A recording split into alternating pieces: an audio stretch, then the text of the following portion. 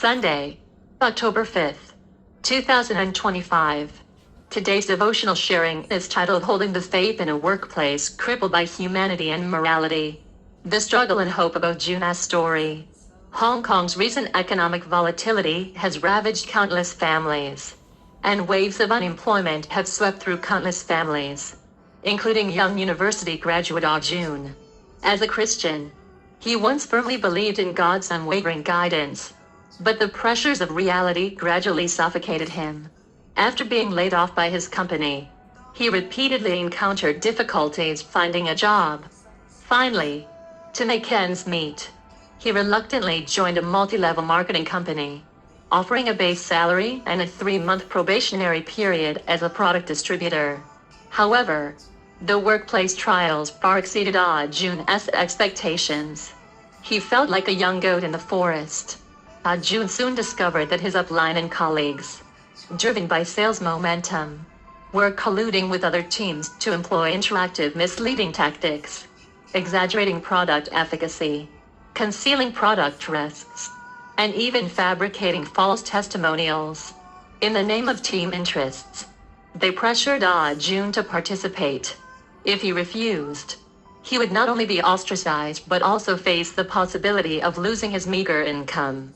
Caught between lies and survival, Jun knelt before his bed each night in prayer, his heart consumed by a deep struggle. Lord, why have I fallen into this? If I follow the world, am I drifting further and further away from you? Reflecting on faith in the face of adversity. Jun's experience seems a modern-day reflection of Daniel and his 3 companions in the Old Testament. They were abducted to Babylon, yet they remained faithful to God amidst pagan culture. Daniel 1:8. The distorted values of the MLM workplace, like the temptations of Babylon, attempt to draw people away from the truth. Jun's groveling, ostensibly a desperate struggle for survival, actually reveals the tug-of-war between faith and reality. When the world demands compromise, how should Christians uphold the teaching of yes if yes, no if no? Matthew 5:37, 2. Seeking a glimmer of light in the darkness. Jun's pressure stems not only from financial hardship but also from the conflict between his conscience and his surroundings. He knew full well, what good is it for a man to gain the whole world, yet lose himself? Luke 9:25. Yet he would tearfully question God in the middle of the night. Where is your justice? This reminded me of the lament in the Psalms. Why are you cast down, O my soul? Why are you in turmoil within me?